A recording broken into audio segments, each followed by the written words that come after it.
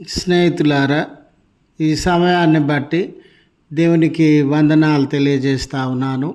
ప్రేమపూర్వకముగా మిమ్మల్ని అందరినీ వాక్య ధ్యానంలోనికి ఆహ్వానిస్తూ ఉన్నాను. ఈ ఆదివారంకు గాను మనకు అందించబడిన అంశము వేదాంత విద్య. ఆదివారంగా ఈ ఆదివారాన్ని మనం జ్ఞాపకం చేసుకొని ఉన్నాం కనుక వేదాంత విద్య సంఘమును ఒక అభ్యాస సమాజముగా మార్చుట.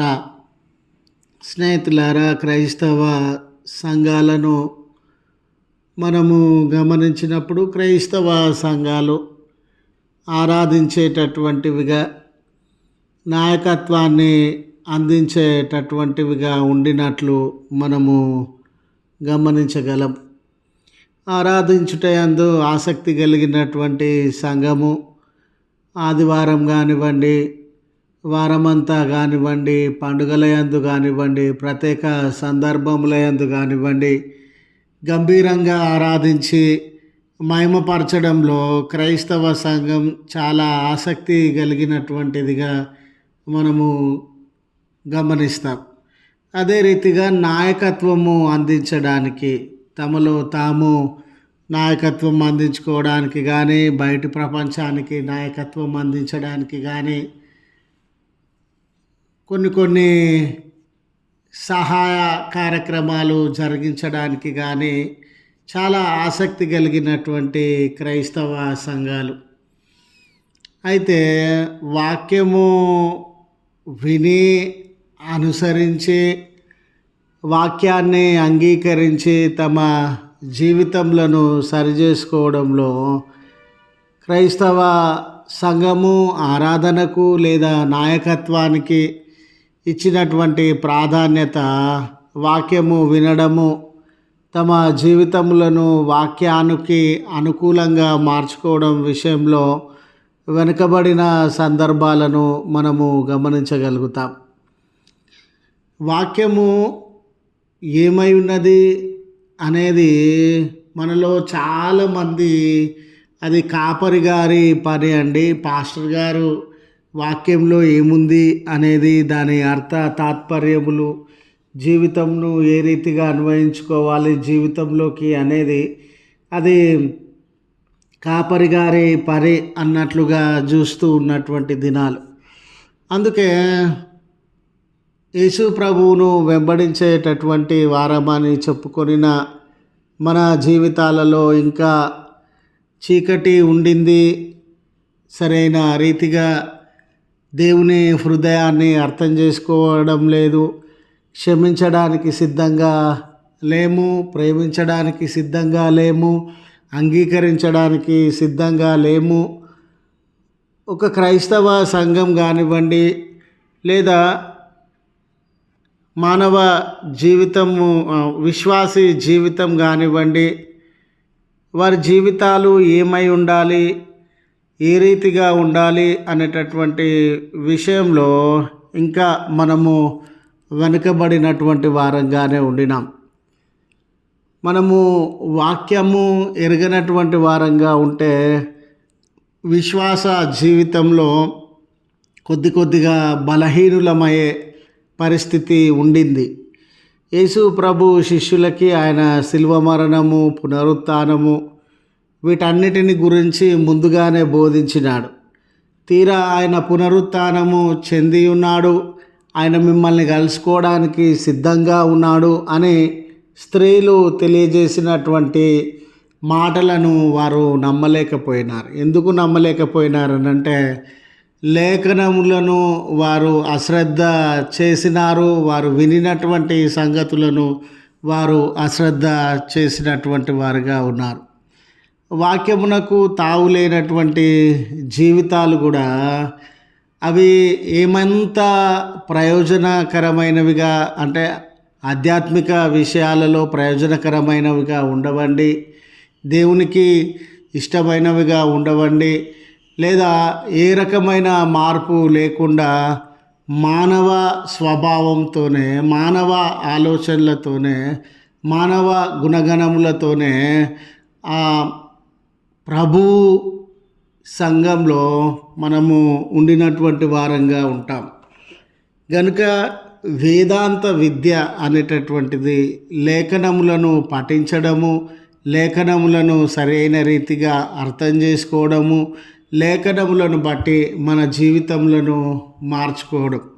ఈరోజు లేఖనాలలో ఏది శ్రేష్టమైన స్వభావం అని, ఏది శ్రేష్టమైనటువంటి ప్రవర్తన అని, ఏది శ్రేష్టమైనటువంటి జీవితం అని బోధింపబడిందో అది విశ్వాసులలో మనము లేదా దేవుని సంఘాలలో వాటిని చూడలేకపోతూ ఉన్నాము.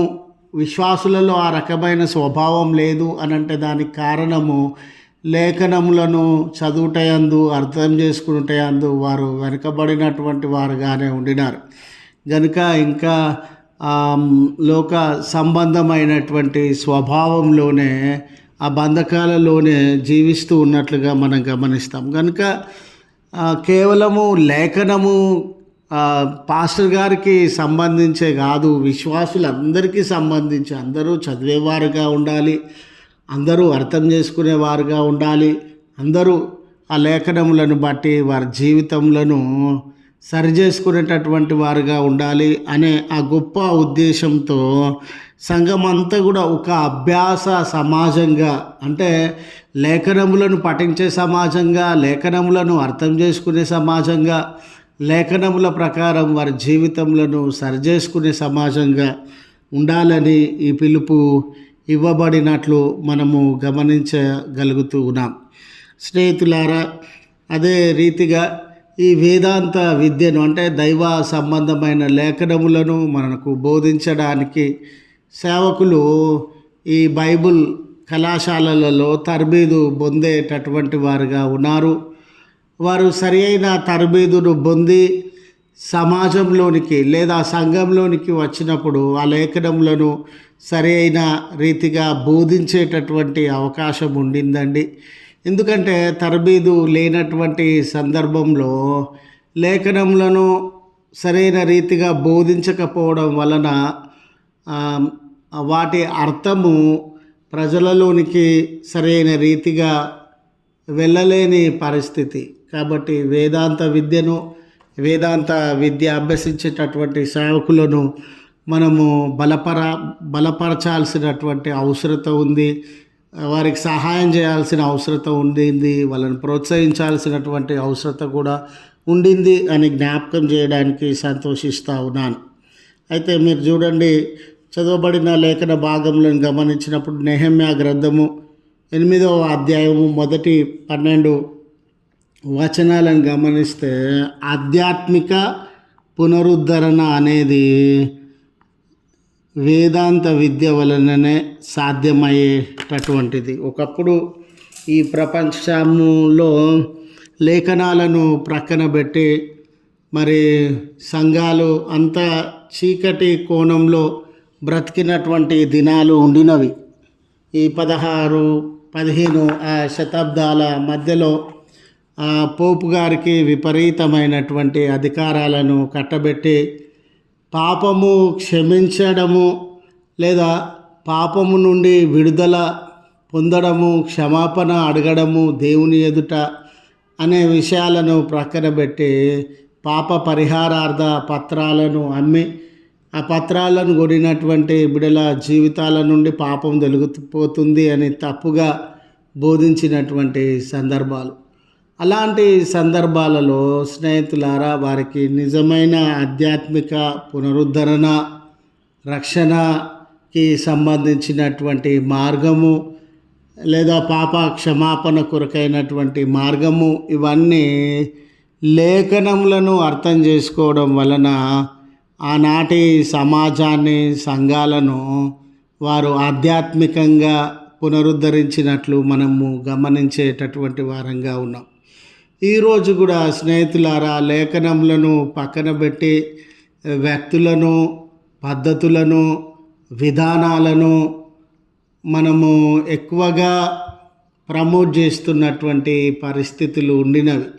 కనుక ఈ దినాలలో కూడా ఆధ్యాత్మికంగా విశ్వాసులు బలపడడానికి వేదాంత విద్య అంటే లేఖనములను సరైన రీతిగా అర్థం చేసుకొని మన జీవితాలకు అన్వయించుకోవడం అనేది ఆధ్యాత్మిక పునరుద్ధరణకు చాలా ప్రాముఖ్యమైనటువంటిది. నేటి సంఘాలు మరి ఆరాధన స్థలాలను సమకూర్చుకోవడానికి అంటే మంచి దేవాలయాలను కట్టడానికి, పరిసరాలను ఏర్పరచడానికి, సౌకర్యాలు సమకూర్చుకోవడానికి ప్రయాసపడుతూ ఉన్నంతగా లేఖనములను అర్థం చేసుకోవడము విషయంలో ప్రయాసపడము లేదు. లేఖనాలను అంటే చాలా టేక్ ఇట్ ఈజ్ అయిపోయిందండి. మనకు తెలియని విషయము ఏముందిలే అనే పరిస్థితి తలెత్తింది. ఇలాంటి పరిస్థితులలో మరలా లేఖనములకి మొదటి స్థానాన్ని ఇచ్చి మన జీవితంలో పునరుద్ధరించుకోవాల్సినటువంటి అవసరత ఉండింది గనుక వేదాంత విద్య ఈ కార్యమును జరిగించగలదు. ఇలాంటి సందర్భంలో నెహెమ్యా, ఎజ్రా లాంటి భక్తులు నాటి విశ్వాస సమూహానికి నాయకులుగా ఉండినటువంటి వారు బబులోను నుండి జెరూసలేమునకు తిరిగి వచ్చి దేవాలయాన్ని, ప్రాకారములను, పట్టణమును పునరుద్ధరించినటువంటి వారుగా ఉండినారు. మరి పట్టణాన్ని పునరుద్ధరించడానికి డబ్బు, వెండి, బంగారము, ఈ లోక సంబంధమైనటువంటి వస్తువులు, వ్యక్తుల ద్వారా పట్టణాన్ని అయితే పునరుద్ధరించినారు. మరి పట్టణాన్ని పునరుద్ధరిస్తే, దేవాలయాన్ని పునరుద్ధరిస్తే, ఆరాధనలను పునరుద్ధరిస్తే సరిపోదు కదండి. మరి వాళ్ళ జీవితాలలో నిజమైనటువంటి మార్పు, నిజమైనటువంటి ఆధ్యాత్మిక ఎదుగుదల ఏది ఇవ్వగలదు అని అంటే లేఖనములు మాత్రమే ఇవ్వగలవు. అలాంటి సందర్భంలో వారి ముందు లేఖనములు చదివి వినిపించడాన్ని ఆనాటి విశ్వాసులకు నాయకులుగా ఉన్నటువంటి వ్యక్తులు వ్యక్తిగతంగా వారి దగ్గరికి వెళ్ళి వారి అర్థ తాత్పర్యములను, విధానాలను బోధించడం జరిగింది. వాటన్నిటిని బట్టి ప్రజలలో గొప్ప ఉజ్జీవం, ప్రజలలో గొప్ప మార్పు. నిజమే, లేఖనములు ఈ రీతిగా బోధిస్తూ ఉన్నవి. మా జీవితములు లేఖనముల ప్రకారము లేవు, వాటిని అనుసరించి బ్రతకడం లేదు అని వారి జీవితములను మార్చుకుంటామని, లేఖనముల ప్రకారము మా జీవితములను మేము ఉద్ధరించుకుంటాం అనే ఆలోచనలోనికి లేక నిర్ణయంలోనికి వాళ్ళు వచ్చినట్లు మనము గమనిస్తాం. కనుక ఈరోజు ఆధ్యాత్మిక పునరుద్ధరణ అంటే ఒక వ్యక్తి భక్తిలోకి రావడం, లేక నిజమైన విశ్వాసంలోనికి రావడం, నిజమైన మార్పులోనికి రావడం, తనలో ఉన్న చీకటిని, వ్యసనములను, తనలో ఉన్నటువంటి అబద్ధములను, తనలో ఉన్నటువంటి మోసపూరితమైనటువంటి బ్రతుకును, దేవునికి వ్యతిరేకమైన బ్రతుకును, ఈర్ష్య, అసూయ, ద్వేషములు, కోపతాపములు, పగలు, ఇలాంటి విద్వేషములతో కూడిన జీవితంలో నుండి బయటకు రావడానికి ఈ లేఖనములను సరైన రీతిగా అర్థం చేసుకోవడము, వేదాంత విద్య అనేది అవసరమై ఉన్నదని జ్ఞాపకం చేస్తూ ఉన్నాను. రెండవ విషయాన్ని కొరింథీయులకు రాసిన మొదటి పత్రిక 14వ అధ్యాయము 20వ వచనం మొదలుకొని 23వ వచనాలను గమనిస్తే వివేకాన్ని కలిగి జీవించడం. ఈరోజు స్నేహితులారా, ఒక్కొక్కరి దగ్గర శరీర బలం ఉండింది, కొంతమంది దగ్గర అధికారం ఉండింది, కొంతమంది దగ్గర డబ్బు ఉండింది, కొంతమంది దగ్గర సమయం ఉండినవి, కొంతమంది దగ్గర తలాంతులు ఉండినవి. వాటిని ఏ రీతిగా వినియోగించాలి అని అంటే మనలో చాలామంది మన పేరు కొరకు, మన ఘనత కొరకు, మనము నేను అనే ఆలోచన కొరకు, నాది అనే ఆలోచన కొరకు, స్వార్థం కొరకు వీటిని వినియోగించేటటువంటి వారంగా ఉండినాం.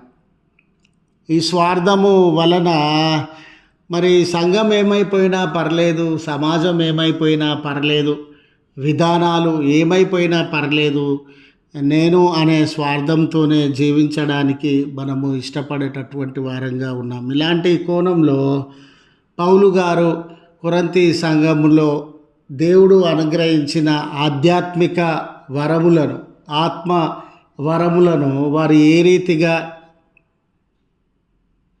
కలిగి ఉండాలి, వాటిని ఏ రీతిగా వినియోగించాలి అనే విషయములను వారికి తెలియజేస్తూ ఆధ్యాత్మిక పరమైన లేక ఆత్మీయ ఫలములను స్పిరిచువల్ గిఫ్ట్స్ ఉంటాయి కదండి, వాటిలో శ్రేష్టమైనటువంటివి ఏమై ఉన్నవి, ప్రయోజనకరమైనటువంటివి ఏమై ఉన్నవి, సంఘానికి లేక విశ్వాసులకు ఉపయోగకరంగా వాటిని ఏ రీతిగా వాడుకోవాలి, వినియోగించుకోవాలి అనే విషయములను వారికి తెలియజేస్తూ ఉన్నాడు. మీరు ప్రవచన వర్ణములను ప్రోత్సాహపరచండి, అది సంఘాన్ని హెచ్చరించడానికి కానివ్వండి, వారి ఆధ్యాత్మికంగా వారిని బలపరచడానికి కానివ్వండి చాలా ప్రయోజనకరంగా ఉంటుంది అనే ఆత్మ వరములను గురించి, వాటిలో అన్య భాషలను గురించి, ప్రవచన వర్ణములను గురించి, వాటి అర్థ తాత్పర్యములను గురించి బోధించేటటువంటి వాడిగా ఉండినాడు. మన దగ్గర ఎంత జ్ఞానం ఉండినా, ఎన్ని వనరులు ఉండినా వివేకం లేకపోతే వాటిని ప్రయోజనకరమైనటువంటి వాటిగా వాడలేం. నిజమే, లోకంలో మనము ఏ మార్గాన్ని అనుసరించినా జ్ఞానం అనేది వస్తుందండి. జ్ఞానం అని అంటే ఒక పనిని ఏ రీతిగా చేయాలనేది జ్ఞానం, ఎందుకు చేయాలి, ఎవరికి ప్రయోజనకరంగా చేయాలి అనేది వివేకం. లోకంలో జ్ఞానము అనేది అందుబాటులో ఉంది, కాకపోతే వివేకం అనేది దేవుడు మాత్రమే ఇవ్వగలిగినటువంటిది. జ్ఞానము వివేకము అనే విషయాలను ఎట్లా అర్థం చేసుకోవాలని అంటే, నిప్పు అనేది నిప్పు అనేది తగలబెడుతుంది అనే విషయం మనకు తెలుసు, కానీ ఆ నిప్పును అది జ్ఞానం అండి. నిప్పుకు కాల్చేటటువంటి స్వభావం ఉంది అని ఎరిగి ఉండడము జ్ఞానము. ఆ నిప్పును దేని కొరకు వాడాలి అంటే, వంట చేసుకోవడానికి వాడాలన్నా, వస్తువులను కాల్చడానికి వాడాలన్నా, లేకపోతే ప్రయోజనకరమైన విషయాలకు వాడాలన్నా, నాశనం చేసే విషయాల కొరకు వాడాలన్నా అనేది వివేకం. వివేకం అనేది దేవుడు మాత్రమే ఇవ్వగలిగినటువంటిది. వివేకం అనేది వేదాంత విద్య వలననే సాధ్యమయ్యేటటువంటిదని జ్ఞాపకం చేయడానికి సంతోషిస్తూ ఉన్నాను.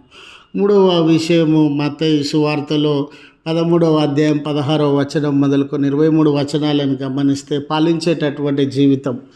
ఈరోజు ఫలించే సంఘాలు మనకు కావాలా, ఫలించే జీవితాలు మనకు కావాలా, వాటి వలన దేవుడు మహిమపరచబడాలా, ప్రజలందరిలోనికి దేవుని వాక్యము వెళ్ళగలగాల, విశ్వాసుల జీవితంలో మంచివిగా, శ్రేష్టమైనవిగా, గొప్పవిగా ప్రజలందరూ గమనించి వాటిని ఆదర్శవంతంగా తీసుకొని వాక్యంలో ప్రజలు బలపడేటటువంటి వారుగా, సత్యాన్ని గ్రహించేటటువంటి వారుగా ఉండాలి.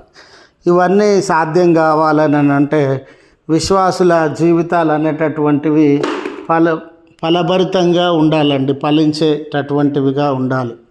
మరి ఫలించడము అని అంటే ఏ రకంగా, మనం ఉద్యోగం కలిగి ఉండడమా, డబ్బు కలిగి ఉండడమా, ఆస్తిపాస్తులు కలిగి ఉండడమా అని అంటే, వాక్యంలో ఎదగడము, వాక్యాన్ని అర్థం చేసుకోవడము, వాక్యానుసారమైనటువంటి జీవితాన్ని జీవించడము. మొదటి కీర్తనలోనూ ఇలాంటి భావాన్ని మనము గమనించగలుగుతాం. మరి అతడు నీటి కాలువల యోరను నాటబడినదై ఆకు వాడక తన కాలమందు ఫలమిచ్చే చెట్టు వలె ఉండును. ప్రభులవారు ఈ దినాన ఏ ఫలాలు మనలో ఉంటాయని ఆశిస్తూ ఉన్నారు. మనము ఏ రకమైన ఫలాలతో నింపబడినాం? ఒక శ్రేష్టమైన స్థలంలో విత్తబడిన విత్తనం వలె మొలకెత్తి ఫలించి అనేకులకు దీవెనకరంగా ఉండడానికి మరి వేదాంత విద్య సహకరించేటటువంటిదని జ్ఞాపకం చేస్తూ ఈ మాటలను ముగిస్తూ ఉన్నాను. త్రియేక దేవుని సన్నిధి సమాధానం మనెల్లరకు తోడై ఉండి నడిపించునుగాక. ఆమెన్.